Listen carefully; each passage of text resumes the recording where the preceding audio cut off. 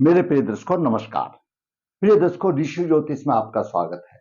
ऋषि ज्योतिष समय समय पर आपका मार्गदर्शन करता रहा है।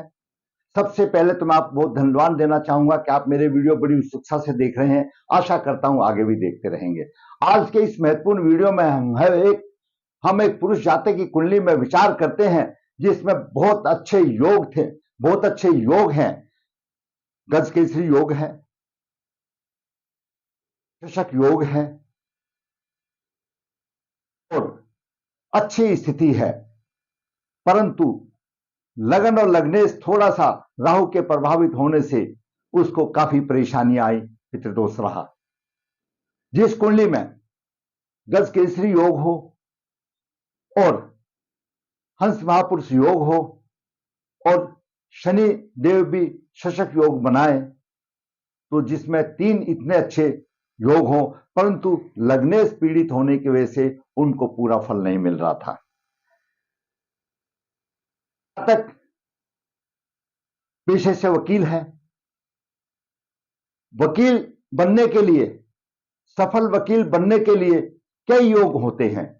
उन योगों के अलावा सप्तम भाव, ये सप्तम भाव है, ये बलवान होना चाहिए। जैसा मैं बताता हूं, ये कुंडली का खाका, ये सप्तम भाव है, लग्नेश है। लग्नेश तो बलवान होना ही चाहिए, जिसमें कोई भी राशि हो, लग्नेश बलवान होना चाहिए। और ज्यादातर जो वकील जो सफल होते हैं वो उग्र तत्व की राशियों में अच्छे सफल होते हैं। जैसे मेष राशि हो गई, सिंह राशि हो गई, यहां पर मेष राशि हो, सिंह राशि हो, धनु राशि हो, ऐसे अच्छे सफल तो सभी भी होते हैं बाकी योग होने से, लेकिन उनको सफलता अच्छी मिल जाती है क्योंकि वो तेज तराट होते हैं। उसके अलावा सप्तम भाव बलवान स्थिति में हो और सप्तम भाव का स्वामी भी बलवान स्थिति में हो। क्यों? वकीलों को प्रतिपक्ष के साथ विवाद, झगड़ा, तर्क वितर्क, बहस आदि करनी पड़ती है। उसके लिए सप्तम भाव बलवान होना चाहिए। प्रतिष्ठा और कीर्ति प्राप्त करने के लिए नवम भाव और भावेश की स्थिति भी शुभ होनी चाहिए, तो कि चांद लगा देते हैं। उसके अलावा गुरु बलवान स्थिति में हो, क्योंकि कानून के वाक्यों का सही अर्थ निकाला जाए। जो कानून की जो धारियां हैं, जो स्टेटमेंट है, जो आईपीसी है या जिसको धारा बोलते हैं, कुछ भी हो, उनको वाक्य बोलो या कुछ ही बोलो, उनका सही अर्थ लगाया जा सके। कानून के जो वाक्य हैं उनका सही अर्थ लगाया जा सके, तो गुरु भी अच्छी स्थिति में होना चाहिए। बुध वकील की तेज बुद्धि बनाती है, तेज तराट बुद्धि रहती है, उसके जानकारी, चतुराई होनी चाहिए। कानून से सफल पेश करने की क्षमता, तर्क संगत बुध और गुरु का बलवान होना आवश्यक है। कानून के बारे में जानकारी, कानून के बारे में तेज तराट होना बुध और गुरु का अनिवार्य है सफल होना। जैसा मैं बताता हूं, बुध बुद्धि का कारक है और गुरु ज्ञान का भंडार है। अगर गुरु कैचिंग पावर है, बुध कैचिंग पावर है, तो गुरु मेमोरी पावर है। तो एक सफल वकील के लिए, जो आगे इन्होंने न्यायाधीश भी बनना है, उसके लिए भी सेम ही क्वालिफिकेशंस होती हैं। तो वो एक तीव्र कुशार्क बुद्धि का और अच्छा श्रवण शक्ति का, ताकि जो कानून के जो वाक्य हैं, जो धाराएं हैं, उनका मतलब भली भांति निकाल सके, तर्क संगत में अच्छा होना चाहिए। कोई कोई मुकदमा दर्शकों इतना पेचीदा आ जाता है, उनकी सफलता पाने के लिए शनि की भी शुभ स्थिति अगर हो तो उनकी सहायता में 4 चांद लगा देती है। क्यों? शनि अकेला जिद्दी स्वभाव का भी होता है, तर्क वितर्क करने में होता है। ऐसा जातक सफल वकील बन सकता है, लेकिन इन सब के होने के साथ साथ लगन और लग्नेश तो चाहिए। बनेगा कौन बिना लगन लग्नेश के? तो लग्नेश तो चाहिए। लग्नेश का बलवान होना बहुत जरूरी है। बाकी चीजें जो जरूरी और थी वो मैंने आपको बता दी। तो ये लगन है, यहां पर कोई भी राशि आएगी वो आपका लग्नेश है, और राशि का स्वामी जहां होगा वो लग्नेश उस स्थान के बात करेगा। द्वितीय भाव धन और कुटुंब का भाव है, तृतीय भाव पराक्रम का, चतुर्थ भाव सुख का, माता का भाव है, पंचम भाव शिक्षा से, छठा भाव रोग का, सप्तम भाव मैंने बता दिया जीवन साथी और व्यवसाय व्यापार आदि का भाव है, अष्टम भाव रोग मित्र, दीर्घकालीन रोग और मित्र कष्ट का भाव है। नवम भाव भाग्य और दसम भाव व्यवसाय में प्रतिष्ठा, एकादश भाव आमदनी का भाव है, द्वादश भाव खर्च और धन का भाव है। ये एक मामूली सी बात है, कोई नया दर्शक हो तो उसके लिए थोड़ा समझ आ जाए। तो दर्शकों, एक सफल वकील के लिए क्या जरूरी होना चाहिए कुंडली में, मैंने बता दिया कि बुध और गुरु की अच्छी स्थिति हो और शनि की अच्छी स्थिति हो, सप्तम भाव सप्तमेश की अच्छी स्थिति हो, भाग्य भी साथ देना चाहिए, तो एक सफल वकील बन सकता है। आइए विचार करते हैं इन्हीं कुंडों को लेकर के। लगन लग्नेश पर राहु का प्रभाव अगर पीड़ित हो जाएगा तो लगन लग्नेश अच्छा होना चाहिए, यहां पर रुकावट आ जाती है। अगर आपके लगन लग्नेश पर राहु का प्रभाव है तो कुंडली शापित सी हो जाती है। चतुर्थ भाव में गज केसरी एवं हंस महापुरुष योग है। जो कुंडली का हम वर्णन करने जा रहे हैं उस कुंडली के चतुर्थ भाव में गज केसरी योग और हंस महापुरुष योग बन रहा है। तीसरे भाव में लगने सेल्फ मेड है। तीसरे भाव पराक्रम का भाव है और अच्छी स्थिति होती है, वो पराक्रम करके अपने जीवन को सेल्फ मेड बना लेता है।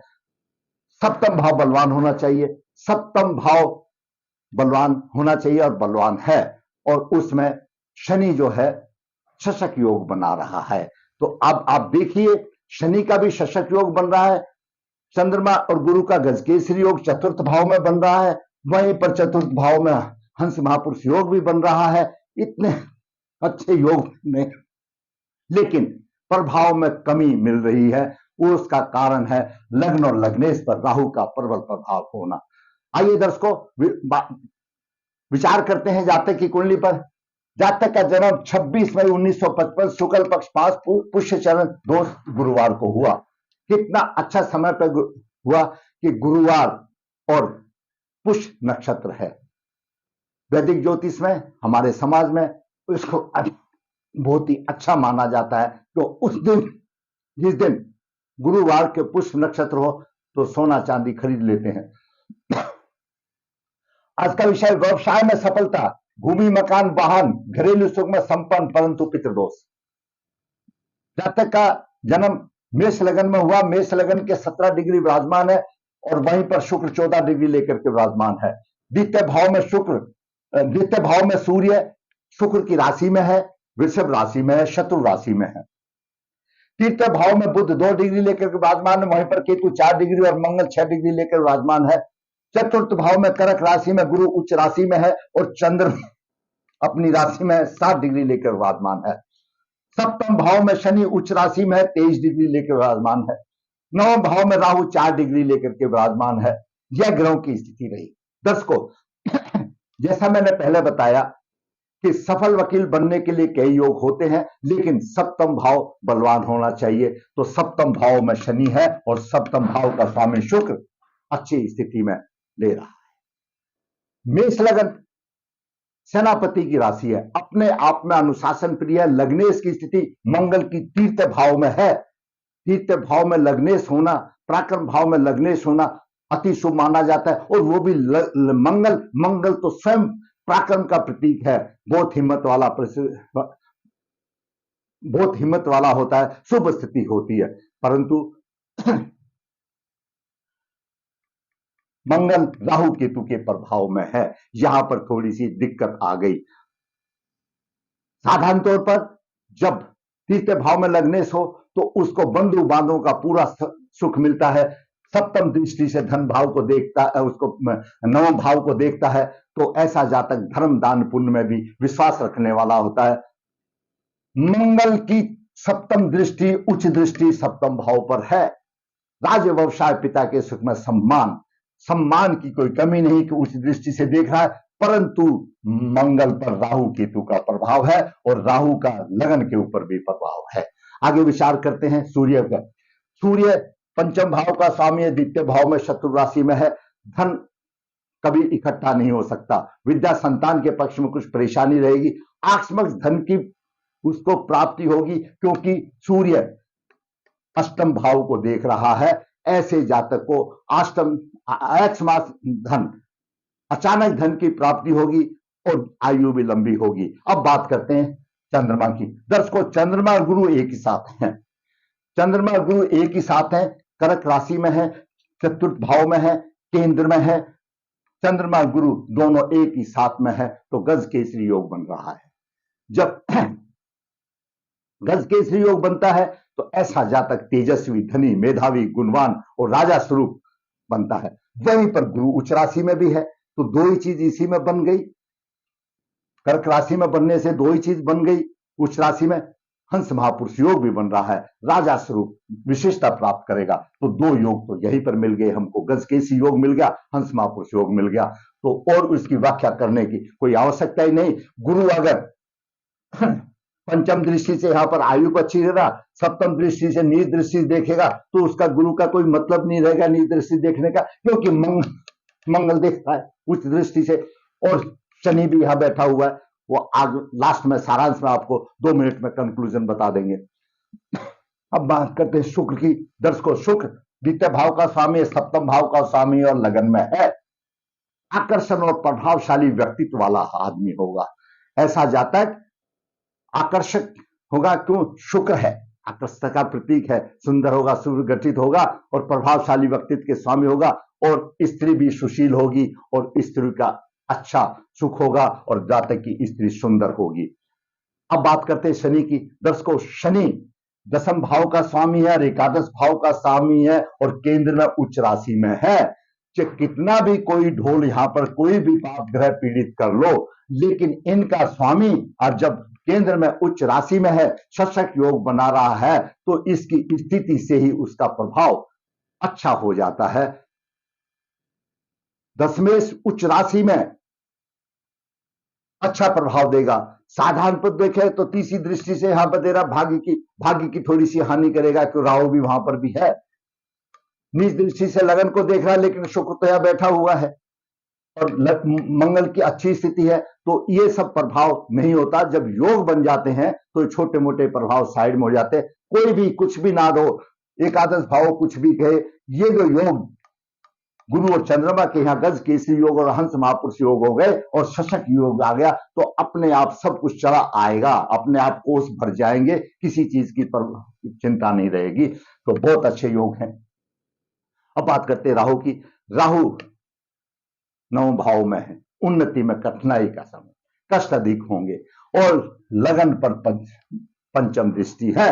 लगन के उदयन 17 है, राहु के 4:30 है, तो 13 डिग्री का है, थोड़ा सा प्रभावित है।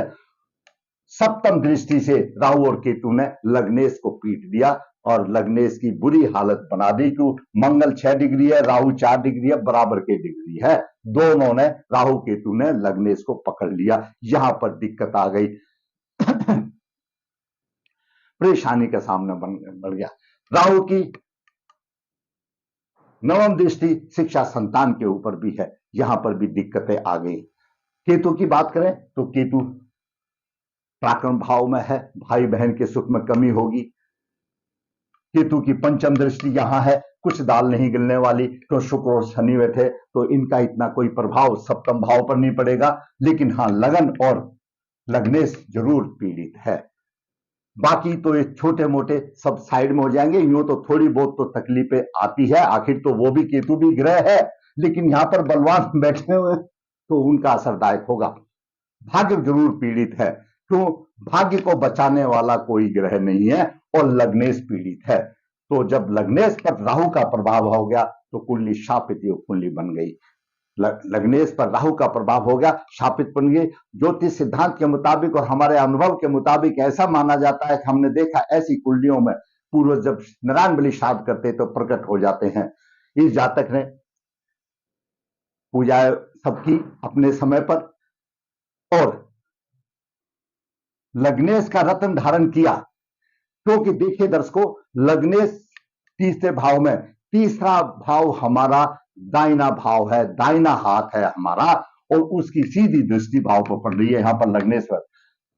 अंगूठी में ऐसा जातक मंगल का रत्न धारण किया तो मंगल बलवान हो गया, लेकिन पहले तो कर्मों का प्रायश्चित किया।